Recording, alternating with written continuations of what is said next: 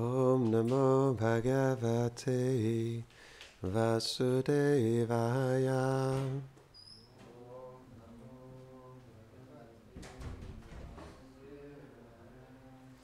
Om Namo Bhagavate Vasudevaya.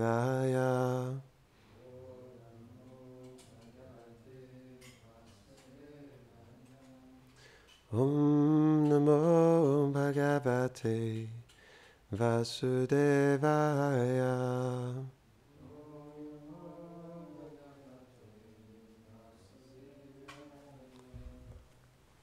Bonjour et bienvenue à tous à Radha Kripa Rohan. Aujourd'hui, nous allons lire un verset du Srimad Bhagavatam, deuxième chant, chapitre 7, verset 47. Nous allons poursuivre la tonne reportée.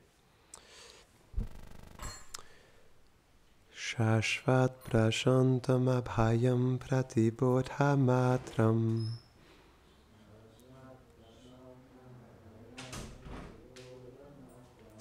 Shudham samam sadasatha paramatma tattvam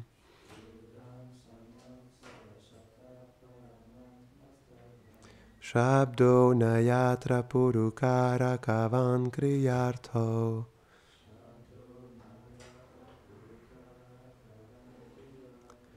Maya paratya bhimukhe cha vilajamana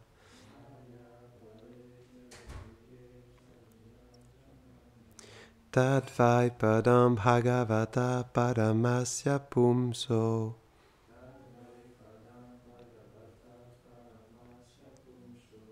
Brahmeti yad vidurajasra sukham vishokam.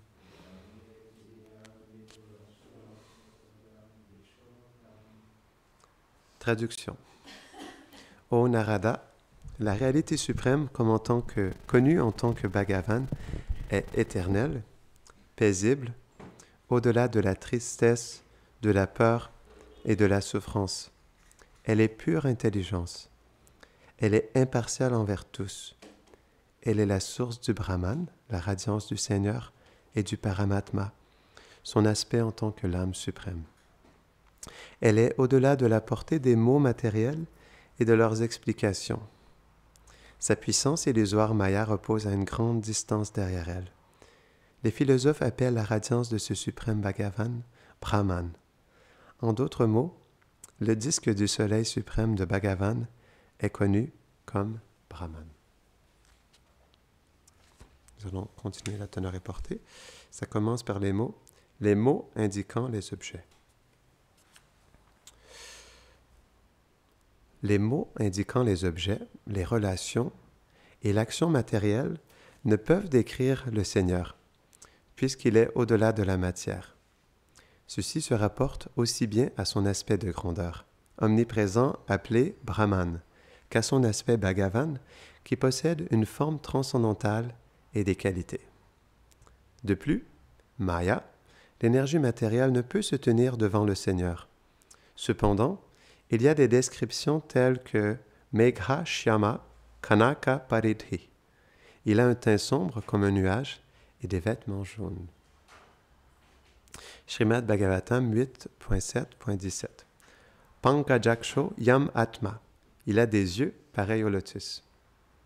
À un certain degré, de tels mots peuvent transmettre la connaissance sur le Seigneur dans l'esprit des personnes, en comparant des objets matériels tels que les nuages et la couleur jaune. Par ce fait, elles deviennent joyeuses, en pensant qu'elles méditent sur lui. Bien qu'en fait, elles ne possèdent qu'un semblant de connaissance sur lui lorsqu'elles méditent. Cependant, par une miséricorde sans précédent, le Seigneur pense « Ce dévot médite sur moi ». Il l'amène ensuite à ses pieds pour qu'il puisse le servir. Ainsi, sa forme qui ne peut être exprimée avec des mots devient réalisée par sa miséricorde. Mais comment le Brahman qui est sans forme peut-il être décrit par des mots, puisqu'il est dépourvu de qualités spirituelles et matérielles? Cela est la signification des mots Shabdo Nayatra. Parce que le Brahman est sans qualité et qu'on ne peut utiliser de mots qui correspondent à son objet. Le mot Brahman est utilisé simplement pour désigner cet objet. Mais bien que Brahman soit au-delà des mots, il est l'aspect sans forme de Bhagavan. Il peut quand même être décrit s'il est en relation avec le Seigneur, puisqu'il est la radiance qui émane de sa forme. Par cette relation commune, même le Brahman devient descriptible à travers des mots. Ceci sera expliqué dans le Srimad Bhagavatam, chapitre 10, verset 87. De la réalisation de ce Brahman, on atteint un bonheur sans limite et l'absence de la tristesse. On peut alors comprendre combien la forme du Seigneur peut donner davantage de bonheur et la dissipation du chagrin.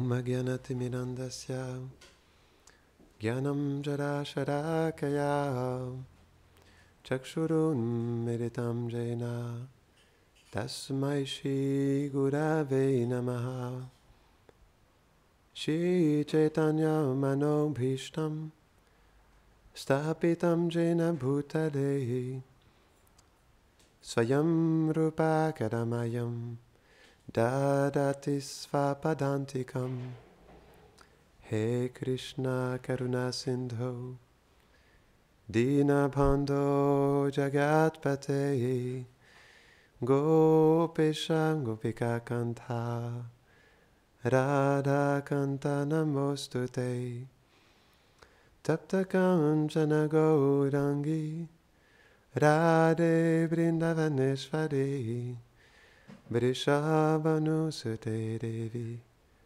Pranamami Hare Priye Vanchakalpatarubhyashta Kripa Sindhubhya Cha Patitanam Bhavanebhyo Vaishnavebhyo Namo Namaha Jaya Shri Krishna Chaitanya Prabhu Nityananda Shri Advaita Gadadhara Shivasadi Gaura Bhakta Vrinda Hare Krishna Krishna Krishna Hare Hare Hare Rama Rama Rama Hare Hare Namo Vishnu Padaya Krishna Prashtaya Bhutare Shrimate Bhaktivedanta Swaminiti Namine Namaste Sarasvati Devi Gauravani Pracharine Nirvishesha Shunnavadi Pashtata Deshatarine. Donc dans le premier chant du Bhagavatam, chapitre 2, verset 11, c'est expliqué que la vérité absolue a trois aspects principaux. Le Brahman, Paramatma et Bhagavan. Mais on doit comprendre, premièrement, dans ce même verset, c'est expliqué que cette substance non duelle de Brahman, Paramatma et Bhagavan, donc on ne peut pas séparer Brahman de Paramatma de Bhagavan. Gurudev expliquait dans la teneur et portée qu'on doit expliquer Brahman en relation avec Bhagavan, parce que Bhagavan, Krishna, il est Parabrahman, il est le Brahman suprême. Donc si on veut comprendre réellement qu'est-ce que Brahman signifie, on doit l'expliquer en connexion avec Bhagavan, avec Krishna, parce que c'est indissociable. C'est ce qui, parfois, ou bien souvent, n'est pas compris par ceux qui méditent seulement sur l'aspect de Brahman. On ne peut pas séparer Brahman de Bhagavan. C'est tout simplement parce que les êtres n'ont pas l'expérience de Bhagavan qu'ils pensent qu'il n'y a que Brahman et qu'on doit aller au-delà des formes. Parce que naturellement, comme ce monde est temporaire et imparfait, naturellement, lorsque les êtres ils voient la limitation de ce monde, ils ne peuvent pas s'imaginer que le divin, que l'absolu a une forme, a des qualités, a des divertissements, des relations. Parce que leur expérience de la forme, elle est juste seulement dans ce monde. Donc c'est pourquoi pour eux, ce n'est pas possible. Ce n'est pas possible de comprendre la forme transcendantale du Seigneur. C'est dans ce sens qu'il est nirguna, parce que c'est expliqué aussi dans la teneur et portée. Il est nirguna, c'est-à-dire qu'il est sans qualité, sans forme, mais sans forme matérielle. C'est pas expliqué sans forme spirituelle, sans forme matérielle, sans qualité matérielle. Ça, oui. Parce que la forme du Seigneur, elle est transcendantale. Ses qualités sont illimitées. À ce niveau-là, oui, il a une forme. Mais comme les êtres ne voient la forme qu'à travers le filtre des formes matérielles, ils ne peuvent pas imaginer que le Seigneur a une forme. Parce que pour eux, ce serait limiter l'absolu, de donner une forme à l'absolu. Mais ils ne comprennent pas que cette forme, elle n'est pas une forme ordinaire. Non, Brahma, il explique ça. Lorsqu'il a eu, qu'est-ce qu'il a dit? Lorsqu'il a vu le Seigneur Krishna dans son cœur, il a eu le darshan de Krishna. Et quand il a vu sa forme, Satchit Ananda Vigraha, il a dit que sa forme, elle est faite d'éternité, de connaissance et de félicité. Elle est l'origine de tout. Elle est l'origine de toutes les formes. Donc, pour les êtres, c'est difficile à comprendre parce que tant qu'il n'y a pas l'expérience de Krishna, ou que ce n'est pas expliqué par des âmes qui eux-mêmes ont vu Krishna face à face, c'est pas possible de comprendre la forme du Seigneur. Parce que une chose qu'ils ne comprennent pas, c'est pas parce que Krishna, il a une forme qu'il perd en qualité. Donc, on expliquait que Brahman est indissociable de Paramatma et Bhagavan. Ça, oui. Mais c'est pas parce que Krishna, il a une forme dans un endroit précis, dans une demeure, avec des associés, avec des maisons, avec des activités, qu'il perd lorsqu'il exprime ces choses. Ce qu'on appelle les Mayavadis, les impersonnalistes, qui ne comprennent pas, c'est que, en fait, c'est pas que Krishna perd. Donc, il est Brahman, il perd jamais en lui-même. Mais, à travers l'expansion de ses énergies, c'est une chose qui n'est pas comprise, c'est à travers l'expansion de ses Shaktis. Donc, il y a Bhagavan, mais il y a aussi les Shaktis de Krishna, qui sont aussi indissociables de sa personne. C'est comme Radha et Krishna. C'est expliqué qu'ils sont ils sont comme deux bulbes deux fleurs d'un même bulbe. Donc, ils ne sont jamais dissociables aussi. Et donc, c'est à travers ça qu'on peut comprendre que Krishna, il exprime toute la création sans perdre en lui-même le fait qu'il soit Bhagavan, à la fois Brahman, Paramatma et Bhagavan. Donc, il ne perd jamais dans sa plénitude. Mais lorsqu'il exprime ses Shaktis, lorsqu'à travers ses énergies, il manifeste le monde matériel et la création spirituelle, alors là, il y a une expansion illimitée de formes, d'univers, d'une façon illimitée. C'est comme ça qu'on peut comprendre que Krishna, il reste toujours lui-même et il reste toujours plein en lui-même, malgré tout. Mais en même temps, donc je médite là-dessus pendant qu'on discute, même si, en fait, Krishna, il exprime à travers ses Shaktis, il exprime aussi à travers sa personne. Et comme il est Bhagavan, un aspect de Bhagavan aussi, c'est qu'il est illimité, et donc ses qualités, comme on expliquait dernièrement, elle s'exprime d'une manière illimitée. Donc, on disait que sa beauté devient de plus en plus belle, il devient de plus en plus charmeur, il attire encore plus les êtres par ses qualités qui se manifestent de plus en plus. Donc, c'est pourquoi, en même temps aussi, Bhagavan est toujours en expansion, parce que ses qualités sont illimitées. C'est comme ça aussi qu'on peut concevoir que sa forme, elle n'est pas ordinaire, parce que malgré le fait qu'il a une forme et qu'il a des attributs, sa forme prend toujours plus de beauté. Et c'est pourquoi aussi Brahman est illimité, parce que c'est expliqué que la qualité première de Krishna, lorsqu'on pense à sa forme, c'est sa beauté. C'est la qualité première de Krishna. Et donc, on pourrait dire que ces qualités, elles émanent de sa beauté. C'est sa beauté qui exprime toutes les qualités de Krishna. Et donc, naturellement, c'est pourquoi le Brahman, il est la radiance de Krishna. Il est la radiance de la beauté de Krishna, qui s'exprime à travers son sourire, le jaune de son dhoti, parce qu'il était donné l'exemple dans le commentaire que donc Krishna, il est Bhagavan dans le sens où il porte un dhoti jaune. Donc, on peut s'imaginer, on peut apprécier le fait que, en réalité, Krishna, la radiance de sa beauté, elle se manifeste de toutes sortes de manières aussi. Parce qu'il a toutes sortes de beautés qui se manifestent de sa forme, de ses attributs, de ses habits qu'il porte sur lui. Et donc, c'est comme ça que la radiance de Brahman, elle est aussi illimitée. Parce que la beauté de Krishna, elle est illimitée pour l'éternité. C'est comme ça qu'on peut comprendre Brahman en connexion avec Bhagavan. Donc, il y avait plusieurs points dans ce verset et dans le commentaire que je souhaitais partager. Donc, c'était expliqué à la fin que, ou si c'était au début,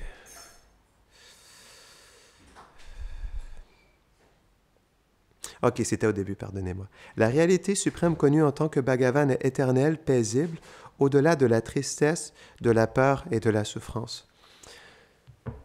dans le Srimad Bhagavatam et plein d'autres livres Vaishnav, c'est expliqué que la demeure éternelle du Seigneur, elle est Vaikunta. Ça veut dire qu'elle est sans souffrance.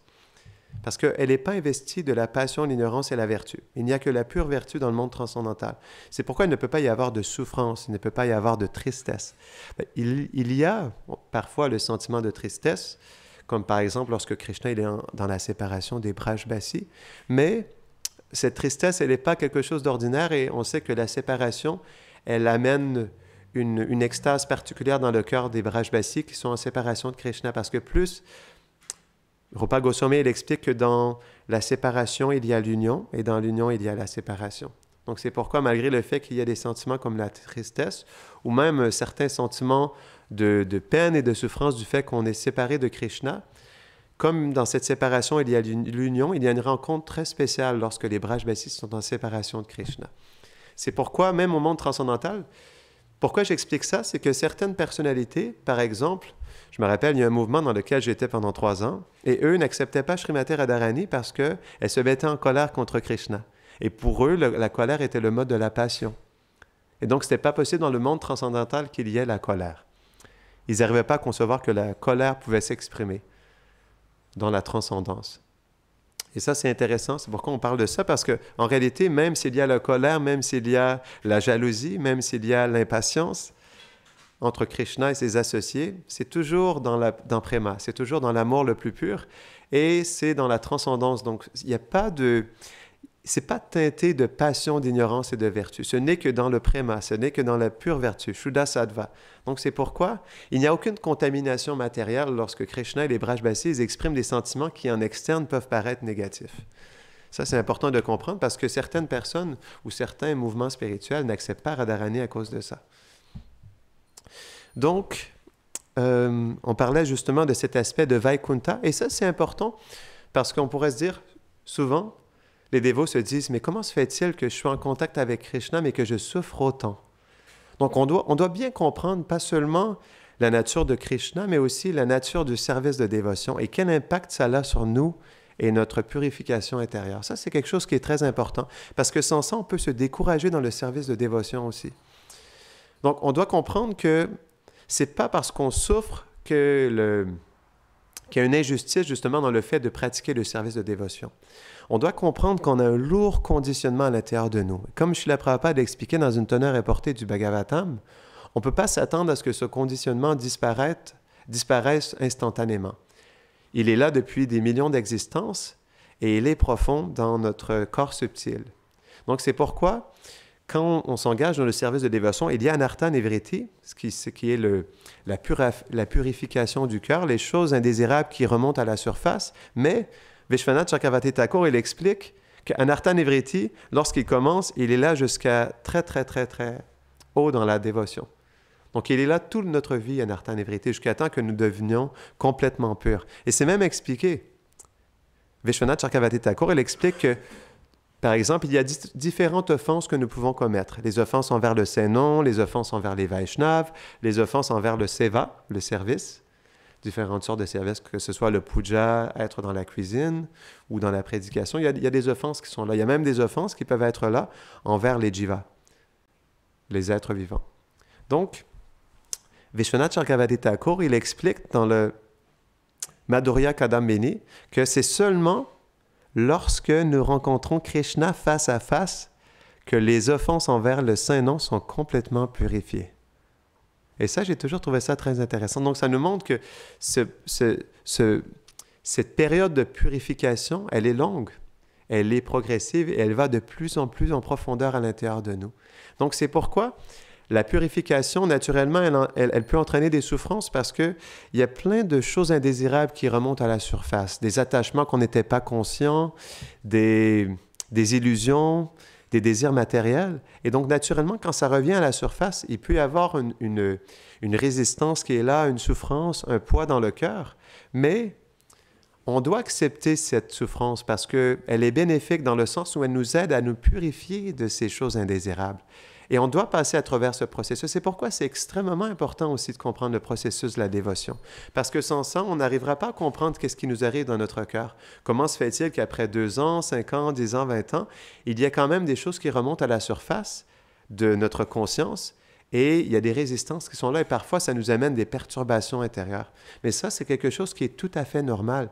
Et c'est pas parce que ça se manifeste que ça veut dire que notre dévotion va mal. Au contraire, ça veut dire que la dévotion fonctionne parce qu'elle purifie notre cœur. Donc c'est pourquoi en réalité, c'est normal qu'il y a plein de choses qui se manifestent dans notre vie, même des choses qui parfois sont négatives pour nous parce qu'il y a des choses indésirables qui remontent intensément parfois à la surface. C'est expliqué par nos acharyas, le mental, le subconscient, c'est comme une nappe d'eau. Si vous regardez un étang, lorsqu'il n'y a aucun vent, c'est comme une nappe d'huile. Il n'y a aucune perturbation. Mais parfois, au fond de l'eau, il y a une fermentation des plantes aquatiques qui fait en sorte qu'il y a des bulles qui montent jusqu'à la surface. Cette bulle, lorsqu'elle arrive sur le dessus, elle explose et là, ça crée des perturbations. Mais c'est ça, Anartha Nivriti. Même si, par exemple, nous nous sentons fixes dans notre service de dévotion, nous nous sentons équilibrés, lorsque ces choses, après plusieurs années même, remontent à la surface, là, il y a une perturbation qui vient. Et c'est à partir de ce moment qu'on décide si on veut le purifier en se détachant de cette chose ou en l'engageant dans le service de Krishna. Les deux sont possibles. Mais le processus de purification, il est lent, mais en même temps, ça nous montre que plus on se purifie et plus on peut justement éveiller notre réalité et notre relation avec Krishna, qu'on a besoin de cette purification parce que le conditionnement, c'est comme une couche qui nous recouvre et c'est comme une grosse couche de poussière sur le miroir de notre cœur qui fait en sorte qu'on n'arrive pas à voir notre réalité intérieure à cause de cette couche de poussière. C'est pourquoi, Anartha Nivriti, naturellement, on passe tous à travers et on doit se laisser le temps de purifier notre cœur. Parce que plus le cœur se purifie et plus le miroir du cœur, il révèle notre vérité. Mais on doit accepter cette purification. Parce que de toute façon, on peut se dire cette chose, même parce que certaines personnes, lorsque la purification du cœur elle est trop intense, il y a un test qui est là et certains dévots sont testés dans leur foi, dans le sens où les tests sont là et parfois ils peuvent même sentir une injustice dans leur vie. Ils peuvent ne pas arriver à comprendre pourquoi ils souffrent, pourquoi ils ont des difficultés, pourquoi ils ont autant de tests. Et ils peuvent même en vouloir à Krishna aussi. C'est pourquoi parfois les dévots quittent l'association des dévots. Parce qu'ils vivent quelque chose qui est difficile et dans ça, ils n'arrivent pas à comprendre ce qui leur arrive. C'est pourquoi c'est vraiment important de comprendre comment ça se passe à l'intérieur de nous, parce que c'est quelque chose de vraiment, vraiment scientifique et c'est étape par étape. Mais on doit se laisser le temps de passer l'étape pour qu'on puisse cheminer vers la pure dévotion. Donc, c'est pourquoi Rupa Goswami il explique que ces 3 qualités sont essentielles pour rester dans le chemin de la dévotion. La détermination, l'enthousiasme et la patience. On a besoin de ces 3 qualités. Parce que naturellement, ça prend son temps. On expliquait, c'est juste même jusqu'au moment où on rencontre Krishna face à face que absolument tous les anarthas et toutes les offenses sont purifiées. Comme justement les gopis qui, malgré le fait... Donc, il y a des gopis qui ont pris naissance à Boma Vrindavan. Et malgré le fait qu'elles étaient à Vrindavan et qu'elles étaient sur le point de rencontrer Krishna dans la danse rasa, comme il y avait encore des impuretés dans le cœur, elles ont eu besoin d'une purification supplémentaire aussi pour continuer. Donc, on voit même aussi à Boma Vrindavan, la purification, elle se fait jusqu'à temps qu'on rencontre Krishna face à face. C'est ça qui est expliqué. Parce que Krishna, quand on le voit face à face, c'est là où tout tombe en fait. Et notre vérité s'éveille pleinement parce que le darshan de Krishna, c'est quelque chose qui est absolument extraordinaire. Donc c'est pourquoi on doit accepter cette purification, cette souffrance qui vient parfois, les tests, les difficultés, la pression intérieure, parce que de toute façon, si on rejette le service de dévotion, est-ce qu'on sera plus heureux? Est-ce qu'on aura moins de problèmes dans notre vie? On sera tout simplement régi par les lois du karma, gouverné par les modes de la nature, on ne sera pas plus heureux. C'est tout simplement l'énergie matérielle qui va nous faire croire qu'on est plus heureux, seul, indépendant, détaché de l'association de dévots que si on est dans le service de dévotion, dans la compagnie des dévots. Ça, c'est le pouvoir de l'illusion. Elle peut nous faire croire qu'on peut être plus heureux lorsqu'on se détache de l'association de Krishna et ses dévots. Donc, c'est pourquoi, en réalité, c'est tellement plus noble aussi de rester dans le service de dévotion toute notre vie, malgré les difficultés. C'est pourquoi Prabhupada lui disait ça. Même si vous avez les pires difficultés du monde, vous ne devriez jamais arrêter de chanter le Mahamantra. Jamais. Il était vraiment clair là-dessus. Parce que le mantra, c'est notre connexion avec Krishna, c'est notre refuge. Et on ne peut pas quitter le refuge de Krishna. Parce que c'est à partir de ce moment-là qu'on devient justement encore plus adombré par l'énergie matérielle. Et on le voit, je me rappelle, un exemple personnel, dont dans notre ashram, quand j'étais au Canada, il y avait un dévot. Avant qu'il devienne dévot, il mangeait de la viande, il buvait de l'alcool, fumait de la marijuana. Et donc, lorsqu'il est entré dans l'association des dévots, il a acquis plein de qualités vertueuses. Il a commencé à chanter japa, il distribuait des livres dans la rue, il commençait à faire kirtan, il était très extatique, puis très inspiré à distribuer des livres, à chanter le Mahamantra. Puis il développait plein de qualités comme la patience, la tolérance, l'humilité. Mais dès qu'il a quitté l'association des dévots, quand on quitte l'association des dévots et Krishna, on ne quitte pas seulement leur association, mais on quitte aussi l'association de l'énergie spirituelle de Krishna, l'énergie interne. Parce que c'est par la miséricorde de l'énergie interne dans notre vie qu'on peut continuer à tous les jours. Ce n'est pas de notre propre force, parce qu'on est des âmes conditionnées, on est tout petit. C'est par le refuge et l'influence de l'énergie interne de Krishna qu'on peut continuer jour après jour à chanter le Mahamantra, à rester dans l'association des dévots et continuer à servir les Vaishnavas. Ce n'est que par l'influence de l'énergie interne. Sans ça, comme on voit dans cet exemple de ce dévot qui, dès qu'il a quitté l'association des dévots, il a été encore une fois adombré par les modes de la nature et il a exactement là où il avait laissé quand il est devenu dévot, il est revenu dans toutes ses anciennes habitudes. Parce que lorsqu'on quitte le refuge des Vaishnavas, on quitte le refuge de cette énergie spirituelle. Et qu'est-ce qui revient? L'influence des gunas qui nous ramène dans notre conditionnement matériel.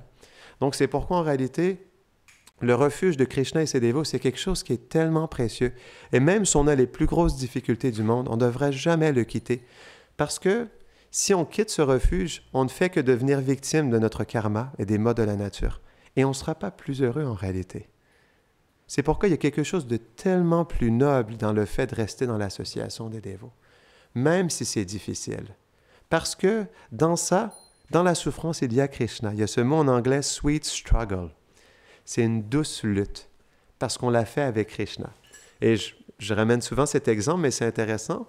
Donc, Devamrita Swami, un disciple de Prabhupada, il était dans son moment le plus difficile de sa vie dévotionnelle. Et donc, il était allé dans un magasin pour acheter quelque chose. Il se sentait vraiment déprimé ce jour-là. Il est allé devant le comptoir et il a payé. Et lorsque le caissier l'a vu, il a dit « Mais wow, tu as l'air tellement heureux, tu as l'air tellement en bliss, c'est quoi ton secret? » Et quand il lui a dit ça, ça l'a profondément choqué parce que pour lui, il était complètement déprimé, il était en grande souffrance. Et il a réalisé quelque chose à ce moment-là. Malgré le fait qu'il était dans le test le plus difficile de sa vie, qu'il souffrait intensément à l'intérieur, malgré tout, il y avait une félicité qui était là, qu'il ne prenait pas conscience parce qu'il le vivait avec Krishna. Il n'était pas tout seul dans ça. Donc c'est pourquoi, même si la vie dévotionnelle, c'est parfois difficile, même s'il y a des tests, on le fait toujours avec Krishna. On n'est jamais seul dans ça. Krishna, il est dans notre cœur. C'est pas qu'il est indifférent. Il y a un verset dans le Bhagavatam qui dit que Krishna, en tant que l'âme suprême, il pleure dans notre cœur. Il pleure à voir la souffrance de l'être qui est dans l'ignorance de sa vérité. Donc on devrait jamais oublier, on ne devrait jamais, au grand jamais penser que Krishna, il est insensible à notre souffrance. Il est dans notre cœur et c'est parce qu'il est sensible qu'il nous accompagne vie après vie. C'est pourquoi il est profondément sensible et il pleure dans notre cœur à voir notre difficulté. Mais la seule raison, disons une des raisons pourquoi il ne se manifeste pas directement et facilement, c'est parce que Krishna, c'est comme ça qu'il fonctionne. Il a besoin de faire travailler quelque chose à l'intérieur de nous. Parce qu'entrer le monde transcendantal, ce n'est pas quelque chose de cheap, on dit en anglais. C'est quelque chose qui est extrêmement précieux et qui est très, très, très élevé. Donc, pour entrer dans la compagnie de Krishna, on doit développer des qualités comme l'humilité, la tolérance, le respect. C'est important. Donc, c'est pourquoi Krishna a fait travailler quelque chose à l'intérieur de nous. C'est naturel. Il a besoin de faire ses travaux. Mais tout ce que Krishna fait pour nous est suprêmement bon parce qu'il le fait dans le but de nous connecter à lui dans cette vérité qui nous amène à être dans cette relation avec lui. Donc, c'est pourquoi, même s'il fait les choses d'une certaine manière, on ne devrait jamais se dire qu'il est insensible. Au contraire, c'est dans une sensibilité suprême que Krishna fait ça parce qu'il voit notre vérité à l'intérieur de nous et il sait beaucoup plus que nous ce que nous avons besoin pour progresser dans le chemin vers la pure dévotion. C'est pourquoi aussi on doit faire confiance à Krishna. Parfois, on ne comprend pas ce qui nous arrive. On se demande pourquoi je vis ça en ce moment. Pourtant, je suis dans l'association des dévots, je chante le Mahamantra tous les jours. Qu'est-ce qui fait qu'en ce moment, dans mon cœur, je chante une pression, une difficulté? C'est lourd, je n'arrive pas à me connecter, je n'arrive pas à avoir du goût. Qu'est-ce qui fait qu'on ressent ça dans notre cœur? Eh bien, ça, c'est Krishna qui nous aide toujours à aller plus loin, à sortir de notre zone de confort pour aller de plus en plus loin vers l'abandon total. Parce que Krishna, pour qu'on puisse s'abandonner à lui, il a besoin de nous faire tout perdre. Parce que Krishna, il demande un refuge exclusif. Krishna, il est exclusif. Mais lorsqu'il y a l'exclusivité avec Krishna, il y a l'amour, il y a le refuge, il y a la relation. Donc c'est pourquoi, oui, il demande l'exclusivité, mais cette exclusivité, elle nous amène à développer une relation d'amour tellement spéciale avec Krishna. Donc c'est pourquoi Krishna, il fait ça. Et c'est pourquoi il nous pousse à l'abandon total, parce que dans l'abandon total, on perd tout, et qu'est-ce qu'on obtient? On obtient Krishna. Donc c'est pourquoi les souffrances, les difficultés, les tests, les épreuves, elles ont une valeur tellement spéciale et on ne doit jamais oublier ça. C'est Krishna qui est derrière ça. Pour le dévot qui est sincère, c'est expliqué par Vishwanath Chakravarti Thakur, pour le dévot qui est fixe, Krishna, il prend son karma et il l'utilise pour le purifier personnellement. Il a un plan pour lui, pour l'aider à progresser vers lui. Même Krishna, il dit ça dans le 10e chant du Bhagavatam. Il dit personnellement, lorsque j'aime le dévot, je lui donne tout, mais lorsque je l'adore, lorsque j'ai un amour profond pour lui, je lui enlève tout. Donc quand on perd quelque chose, qu'il y a une difficulté qui vient, on doit toujours se rappeler que c'est Krishna qui est là. C'est Krishna qui nous aide à progresser parce qu'il cherche justement des opportunités pour nous de se connecter davantage avec lui. Et comme on est trop attaché à ce monde, on a trop de désirs, on a un conditionnement qui est profondément enraciné dans l'illusion de ce monde, Krishna, il a besoin de faire un travail. Et là où c'est difficile, c'est que lorsque Krishna nous envoie des tests, c'est comme par exemple, on expliquait la purification du cœur. Qu'est-ce qui se passe? Ce qui se passe à l'intérieur du cœur, c'est qu'il y a comme des mauvaises herbes qui sont profondément enracinées à l'intérieur de notre conscience. C'est quelque chose de subtil, mais lorsque la purification du cœur, c'est comme par exemple un jardinier qui essaie de tirer les mauvaises herbes. Et pour ceux qui ont déjà fait du jardinage, vous savez que parfois les mauvaises herbes, elles sont profondément enracinées, il faut tirer très, très, très fort. Et donc, il y a toujours une résistance qui est là. Et c'est ça qui se passe, et c'est là où il y a de la souffrance, c'est qu'il y a une résistance qui est là parce qu'il y a un attachement qui est là à cette chose. Et naturellement, quand Krishna étire, ben ça fait mal. Mais c'est pourquoi, justement, il y a une résistance qui est là et parfois, il y a une souffrance. Mais on doit laisser Krishna faire son travail. Parce qu'il est dans le cœur et il sait qu'est-ce qu'on a besoin pour pouvoir progresser d'une manière plus efficace dans notre vie. Parce que qu'est-ce qui fait qu'on ne progresse pas? C'est pas que Krishna ne veut pas. Krishna désire que tous les êtres viennent au monde transcendantal. C'est parce qu'on est trop dans la résistance de cette miséricorde qui vient à nous. Et dans cette résistance, on ne laisse pas le flot de cette miséricorde couler dans notre cœur et faire réellement son travail. Donc, plus on a une résistance, et plus le travail va être long en réalité. Donc, c'est pourquoi Krishna, il pousse à l'abandon, parce que dans cet abandon, on développe de moins en moins de résistance et ça nous permet de plus facilement accepter les tests que Krishna nous envoie et aussi prendre cette souffrance comme un moyen de purifier notre cœur et de se rapprocher de Krishna. Donc, on va terminer ici. Est-ce qu'il y a des questions ou des réflexions avant qu'on termine? Grantara Srimad Bhagavatam ki Jainatai Gaura Premanande Haribo.